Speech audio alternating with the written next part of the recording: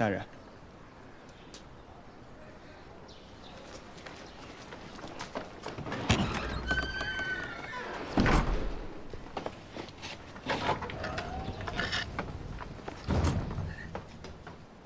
臧大人，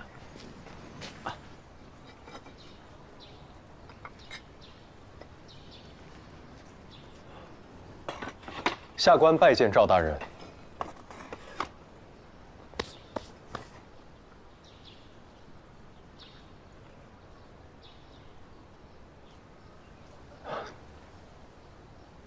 往后退点。啊？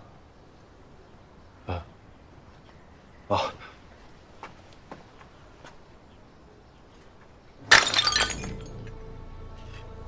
别见怪，这个宅子是皇上多年前赐下的，如今难免有些破旧。连这种事儿还要劳烦赵大人，是营善司的失职。是我没有上报朝廷，何来失职？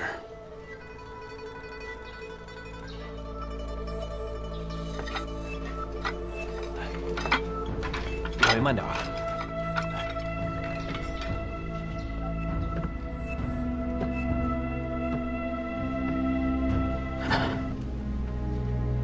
听闻你对建筑法式颇有研究，我倒是班门弄斧了。大人连修屋补瓦的活儿都亲力亲为，暂还受教了。跟我来。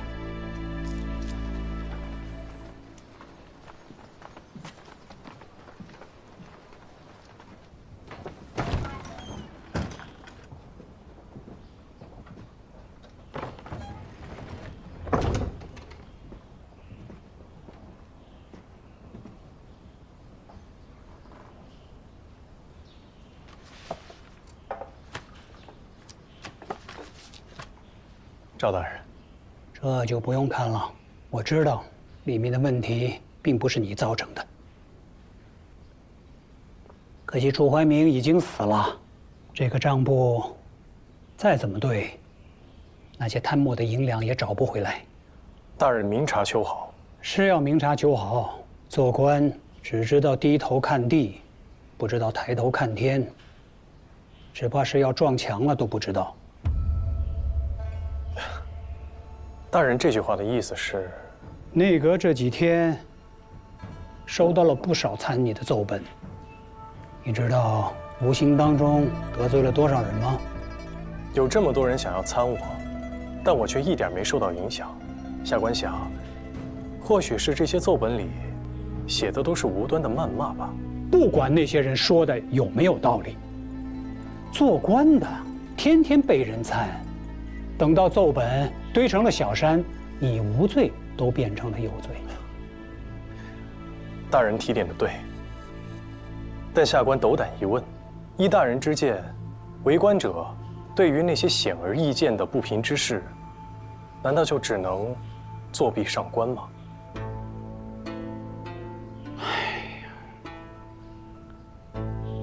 水至清则无鱼，人至察则无徒。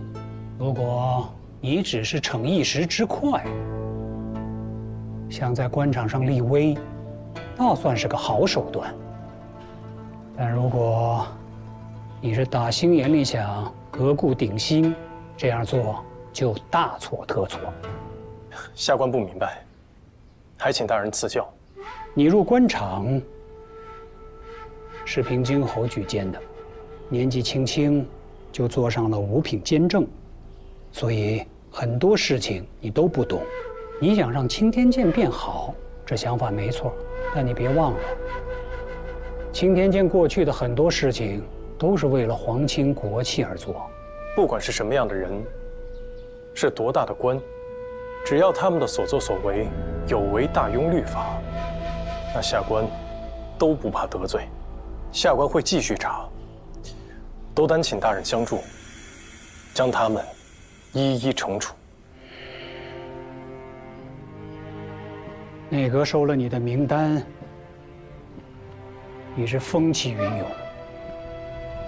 先查谁后查谁，谁被杀谁流放，有些事看起来是表面功夫，背地里不知有多少股暗劲儿在较量。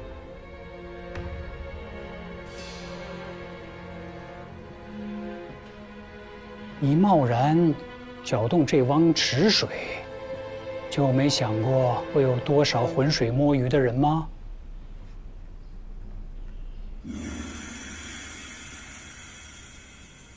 下官要的正是如此。若朝堂上都是些明哲保身之人，那这份名单递上去，不会引起丝毫动静。但若他们自以为可以利用这份名单来大做文章，相互攻讦呢？若这份名单无机可乘，那么谁来替朝廷做这惩奸除恶的好事儿呢？若能合纵连横，厘清其中的派别，借力打力，分而治之，你在你的位置出此下策，便情有可原。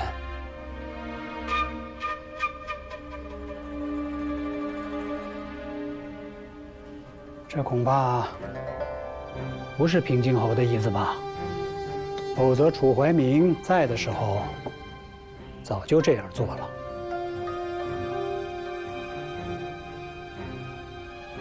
你投靠他，就是为了这一天？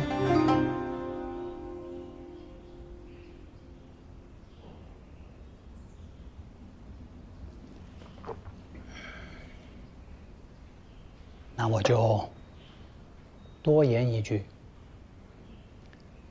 官场险恶，做事之前先做稳。想整顿吏治，必须先保护好自己，因为越高的位置，能做的事情越多。在确保你想做的事情一定能实现之前，先走到那个位置去。下官受教了。至于这仗，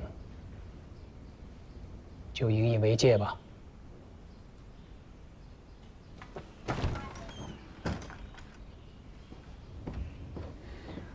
老爷，时辰到了，您今日要到内阁议事的。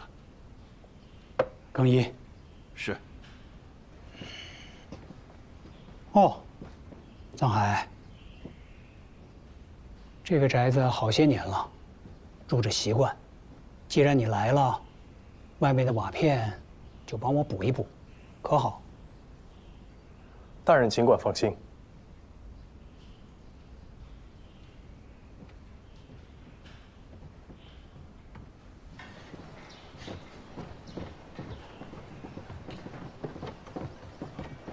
老爷，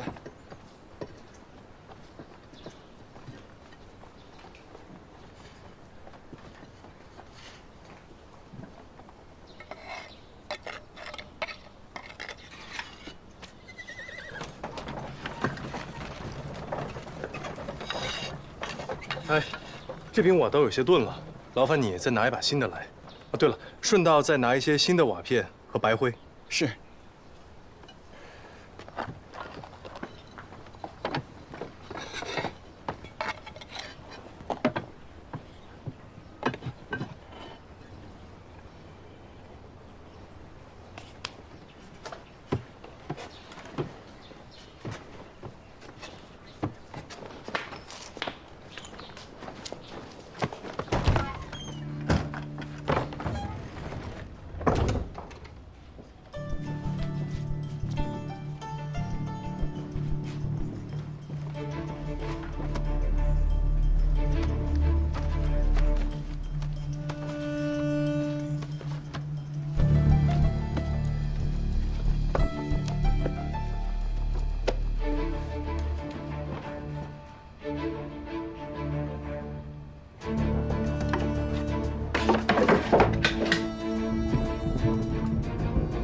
布政司呈上来的资偿带了吗？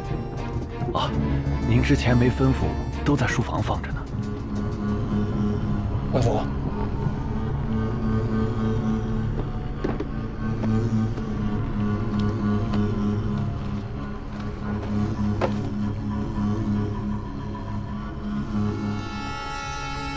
老爷您慢点啊。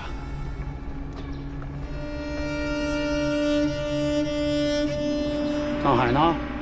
老爷，藏大人让我去拿工具，刚才还在这儿呢。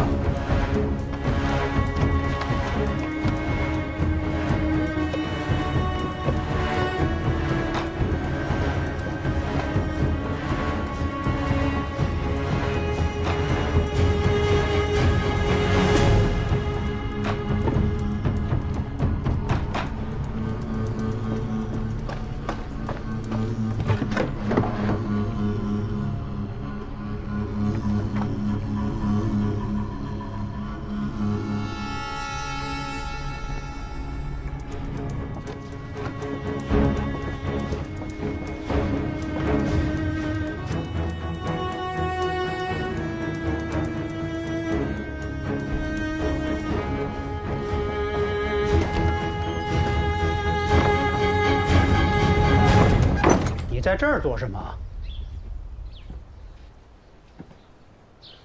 大人，我在问你话呢。你不是应该在前院修补瓦片吗？回大人，方才在前院的时候，有一位小厮跟我说，书房时常感觉阴冷，但又不知是何原因，想让我过来看看。是吗？那你都看出什么了？下官仔细看过了，不过就是年久失修，有些漏风罢了。破损的地方又恰好被书架挡住，不易察觉。正如大人所说，下官对建筑营造略知一二，想着既然已经来了，便尽力着手修补。没有问过大人的意见，是下官冒失了。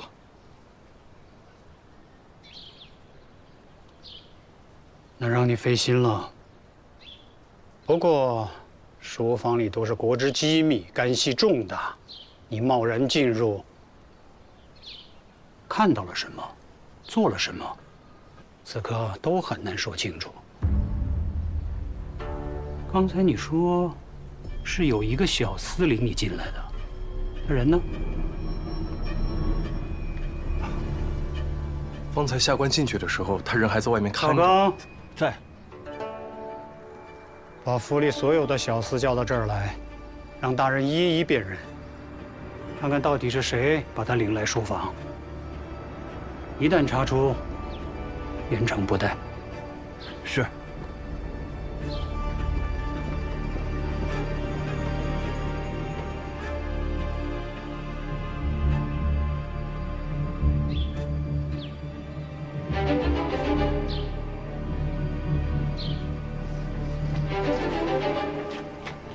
老爷，都在这儿了。藏大人，好好的看看，是哪个小厮？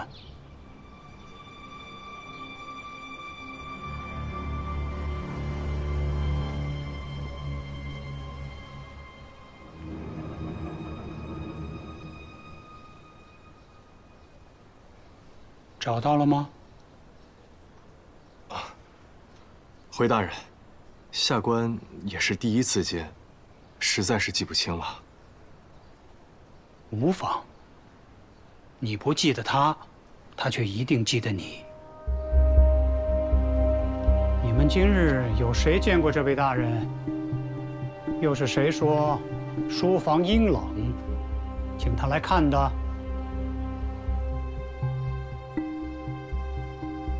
既然都不承认，就一起受罚吧。冤枉！大人，那位小厮也是一片好心啊。既然藏大人这么说，到底是谁？说出来，保证不受罚。不过，话又说回来，这些人跟了我多年，都知道府上的规矩。若是你跟我说谎，根本就没有这个人呢。藏大人今日究竟为何而来？要是说不清楚，恐怕咱们就要换一个地方说话了。爹，是我叫他来的。爹，你的书房旧成这样，我总是觉得冷飕飕的，还害得你常年头痛。既然臧大人说他是青天剑监正，我便请他过来看看。我这才刚离开没多久，老远就听到你在训斥下人，居然闹出这么大动静。你叫他来的？他说是一名小厮。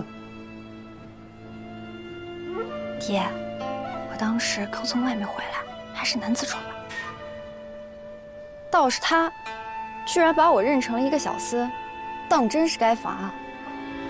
还请小姐恕罪，是下官眼拙，确实多有冒犯。当真是你叫他来的？我与他素不相识，我为何会替他说谎？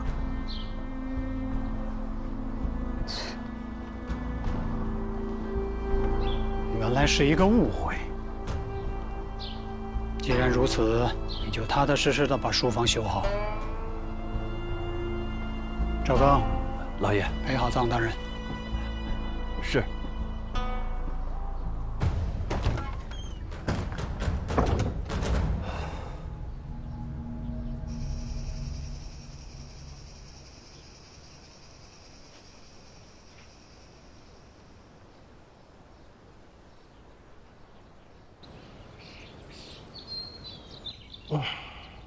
贞顺9年8月20日，也就是我家出事前，赵秉文是户部员外郎，朝廷命他去越州赈灾。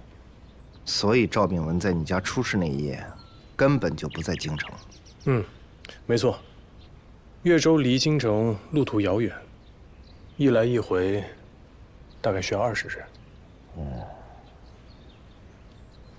谨慎行事。我去查一下当地的县志，若是能对照上，那赵秉文就不会是第3人。这查着查着，线索又断了。哎，也不是全无收获。你这不还知道了香小姐身边那个八公子是户部尚书的女儿吗？这富贵人家的孩子就是不一样啊，不好好在家待着，跑到诊楼去当说书先生。我爹要是户部尚书，我整天啥事儿不干，每天东奔西走的去征税，天天从别人手上拿银子，那是啥感觉呀？师傅，快醒醒，别做梦了。哎，不过我有一事相求。您之前开书坊的时候，可有见过什么珍奇的画本？我想给他送过去，以表感谢。画本，我倒是有一些老朋友手里收藏了不少。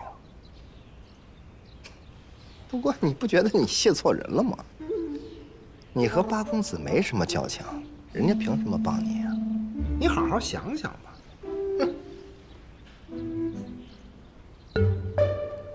臧大人真是神通广大，韩擒虎画本，我寻了许久都没有找到。那日在赵大人面前，多亏了八公子解围，今日送些画本过来，以表感激。臧大人客气了。真是没想到啊，诊楼的八公子，竟然是赵府的千金。怎么，赵府的千金就不能身居望月阁的幕后？我不是那意思，只是赵小姐可以瞒天过海，扮作说书人，将天下之事说与百姓听，在下实在是佩服。好了，这画本我就收下了。今晚我就讲这些吧，得赶紧去背一下。臧大人，赶紧去聊正事儿吧。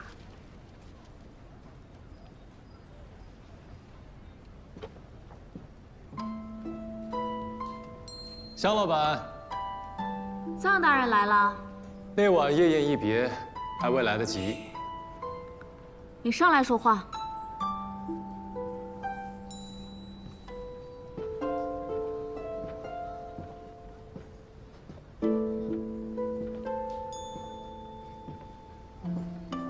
香老板，桑洛酒被你喝没了，薄茶一杯，凑合着喝吧。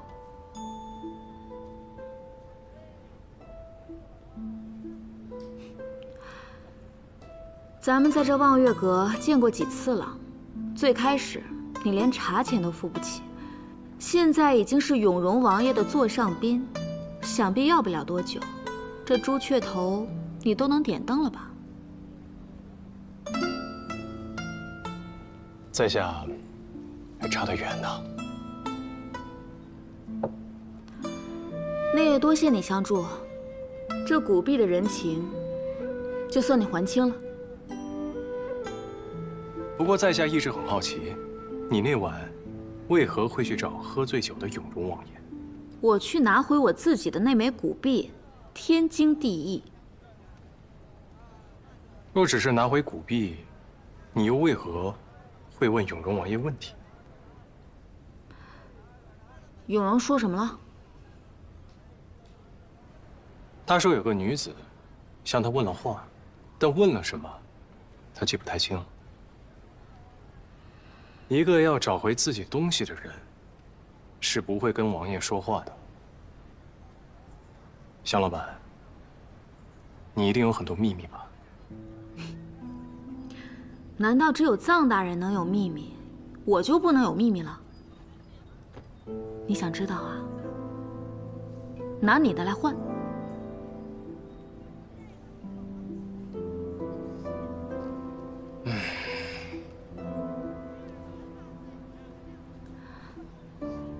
实不相瞒，我这个人有一个最大的优点，不该打听的绝不打听。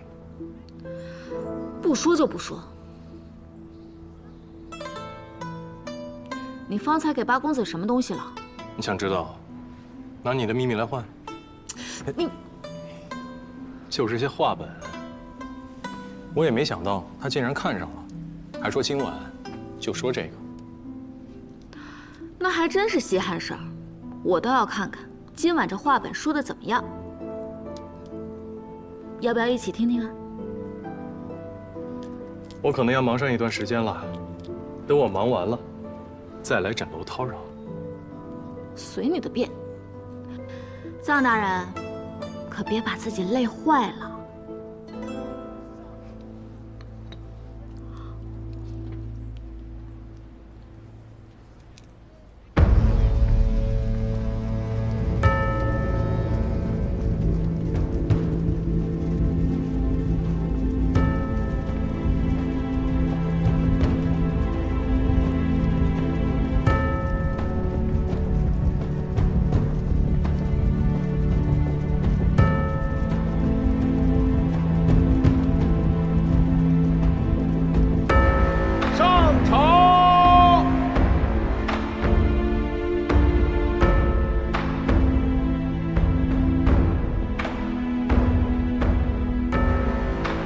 皇上今日在含章殿批阅奏本，不来上朝了。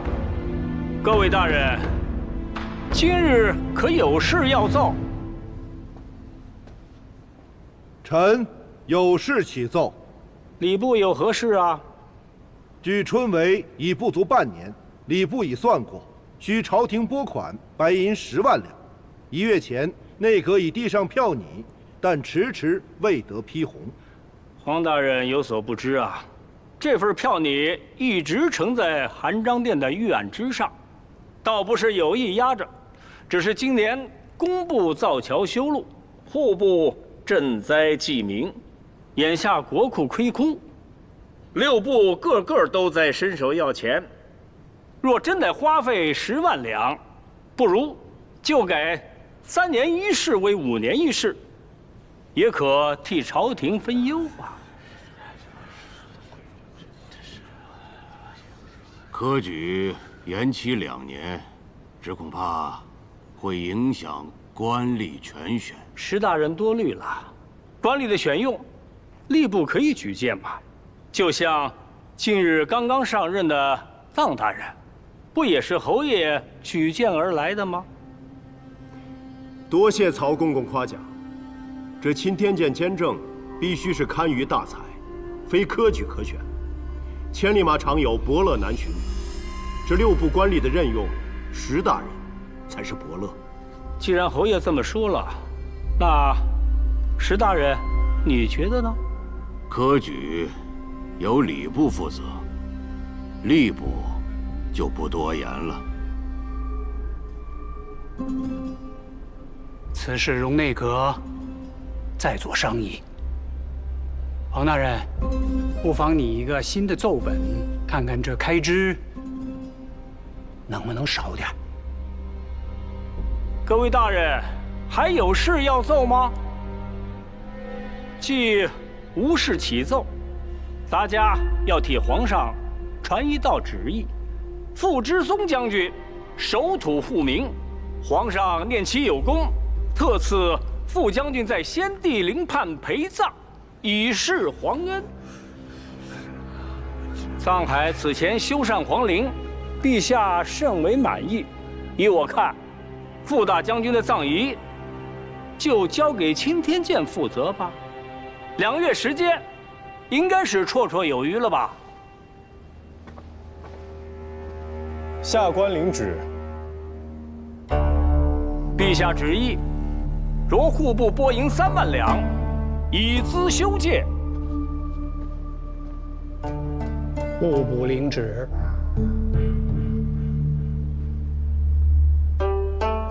有劳诸位大人，今日就退朝吧。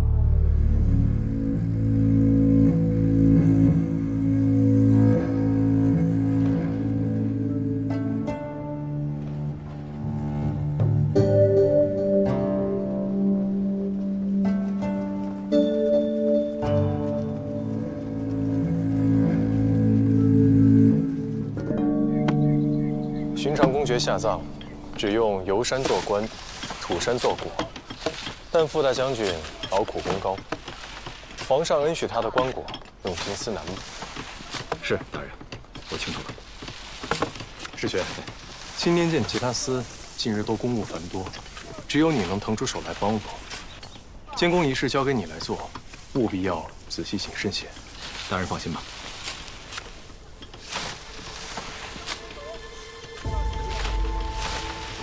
哎，为何这些工匠都如此年轻？雕砖修碑的活儿，靠的不是力气，而是经验。越老的工匠，手艺越纯熟。这些人都太年轻了。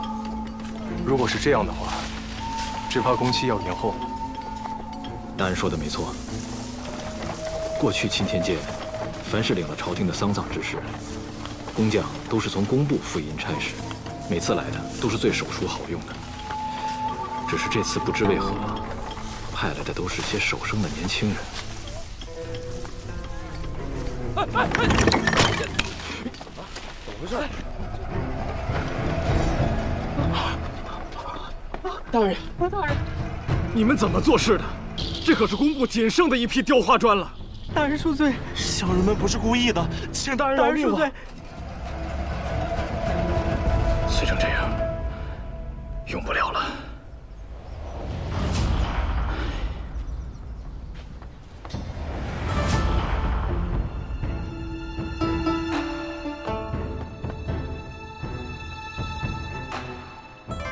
臧大人，臧大人，大公子，大人，昨日我大人拦不住啊。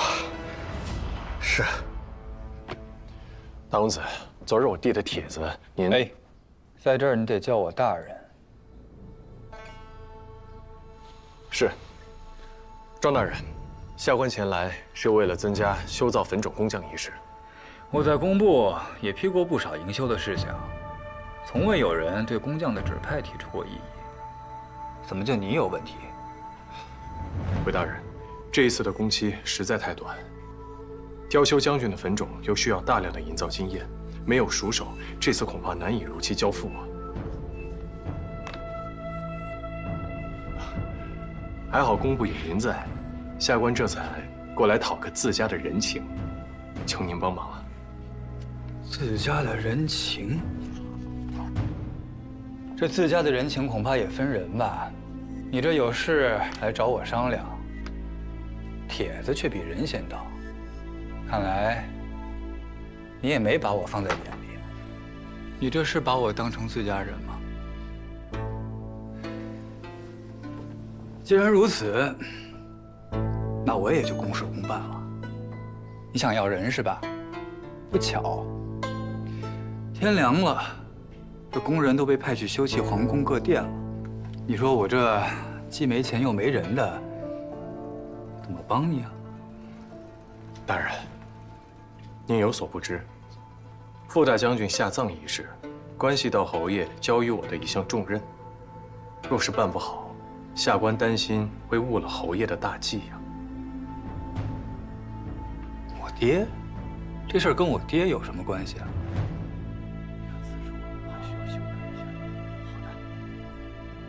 大人，侯爷交予我的这项差事，让我不要跟任何人说起。您若是不信，可以自己回去问问侯爷。可若误了这个差事，你我都担当不起啊。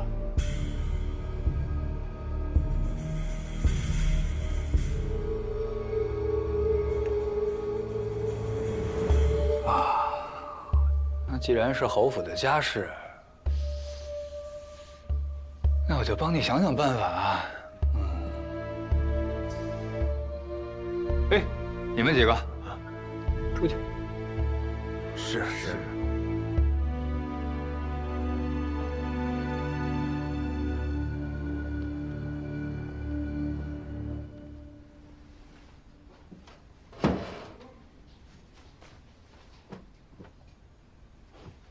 此事呢，也并不是全无办法。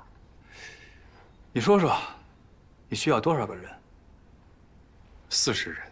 40人，我觉得不够。皇上重视傅大将军，这坟冢要修得又快又好。这样，我给你80人。大人，下官用不了这么多人啊。哎，你提80人，我给你40个人，保证不耽误工期。这剩下的40人呢，我就不请了。至于这多出来的款项呢，咱们拿来上下打点为用，你觉得如何？大人，您这是要吃空饷啊！绝对不可。若是被曹公公知道了，没有办法交代。哎呀，曹公公不会追究的。这朝廷上下谁没有干过这种闪转腾挪的事儿啊？此事不同，万万不可。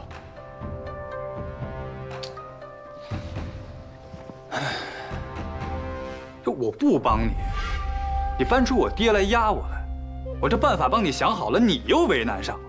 我就这么告诉你吧，工部现在就是这么个情况，我也只能想出这么个办法，你别不识抬举。大人言重了，那这样吧，下官还是自己去想别的办法。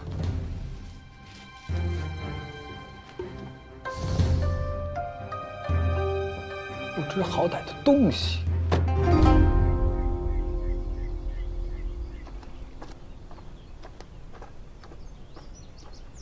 世轩，哎，大人，您来了。您看，别说让工部换一批有经验的老工匠了，如今连年轻的都给调走了。怎么回事啊？工部的人说，宫里有些地方受损漏风，需要增加人手，这些工匠都被调去修补，说修完了再给咱们送回来。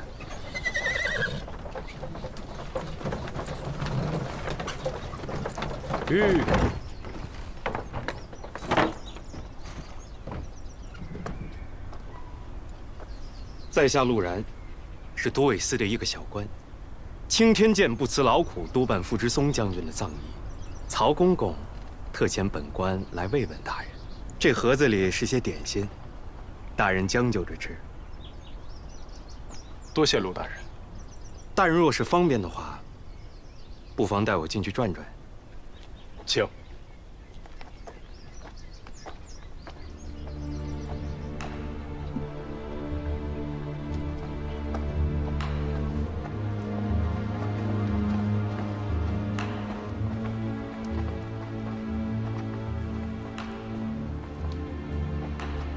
这儿就是停放大将军棺椁的墓室。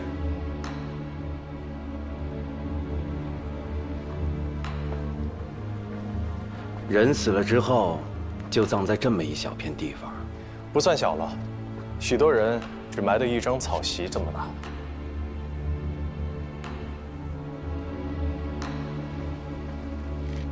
臧大人，这才刚刚开始雕刻，就连碑碣都还没做呢。这可是个大工程，就你们2个，人手够吗？是啊，本官也正苦恼呢。可如今寒露将至，这宫里许多地方都受损漏风，工匠们都被调去修补了。这事儿我也听说了。修补皇宫要用人，那当然得调派人手，紧着皇上的事儿先来。所以你这差事确实也是不容易。以前很多官员遇到难事儿，都以为是上头在压自己，气急的写了奏本就要撞死在皇上面前。公公的意思是，你现在如果被逼急了，要参，可别参错了人，否则撞死也是白死。不过话又说回来了，世上无难事，只怕有心人。臧大人要是实在过不去这个坎儿，也可以在别的事情上用用心。这我就有点听不明白了，不知陆大人可否提点的深一点？那我就直说了，公公今日遣我来呢，是怕你误会了他的好意。曹公公力排众议，要你负责副大将军葬仪的事儿，是看中你能力过人，又办事稳重，这才给了你个在皇上面前表现的机会。这是旁人求都求不来的。多谢曹公公厚爱，下官感激不尽。公公后日要办家宴，会宴请朝中一些要好的官员。大人若是不忙，倒是可以过来凑凑热闹。若是能讨得曹公公的欢心，未来很多事情都会方便许多。啊，行了，今日差事办得差不多了，走了。哎，对了，差点忘了，还得给你封请帖，不然你也进不去曹府的门呀。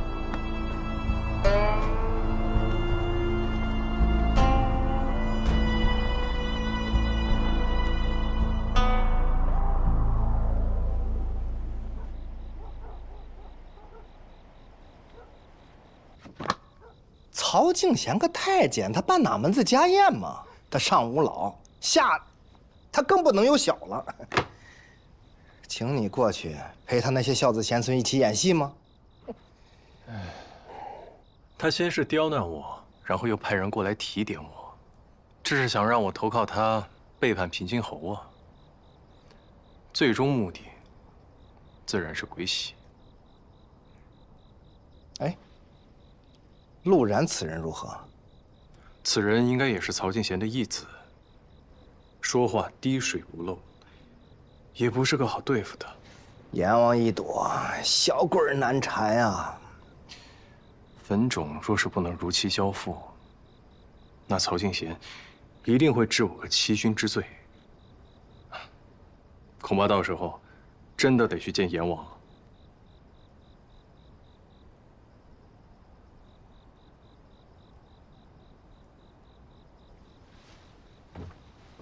小海啊，要不你去跟曹公公服个软，求个庇佑。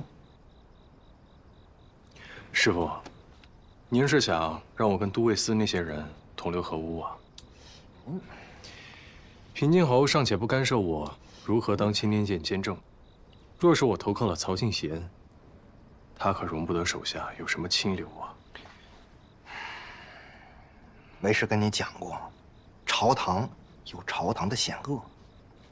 当了官儿，虽然查东西方便了，但会遇到更大的困难。你学了这么多东西，这个不可能不会的。可我的初衷，从来都不是为了当官，我只想要报仇。那我问你，报仇最要紧的是什么？找到第3个仇人。错，是你要活下来。你刚刚上任钦天监，就经历了这么多事情，还要在朝堂上面对荣禄大夫和掌印太监，不能有任何的闪失。所以，好官坏官，你都得会当。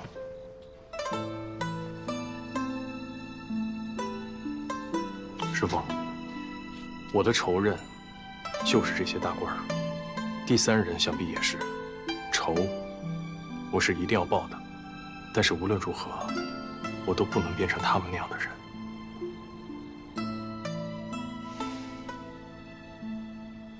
死脑筋！当你的好官吧，祸福相依，不会全是坏事的。先过了曹敬贤这关吧，师傅我有的是办法。什么办法？师傅的办法啊，就是死了！别管他了，说吧，什么办法？师傅的办法就是，再想个办法吧。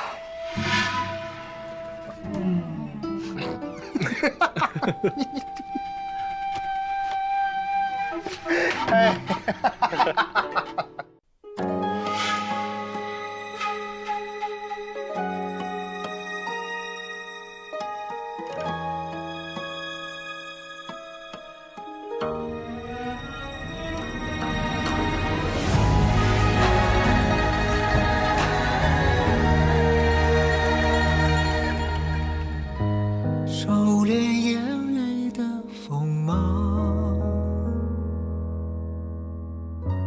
掌心念着危险的渴望，惊涛袖里藏，惊雷无声响，城府深，深不过我目光。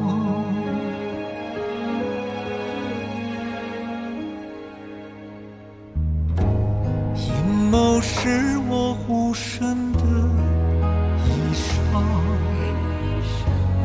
阳谋是我纵横的刀枪，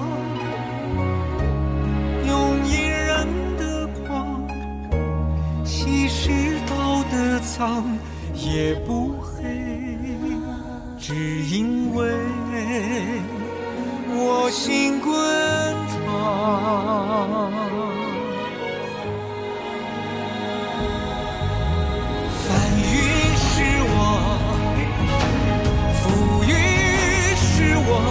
人心的罗盘莫测，总会有人起起落落。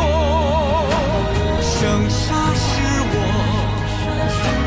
雨多是我，上夕阳如烈日赤裸，与君共高歌。芒种是我，秋收是我，天下是我苍生。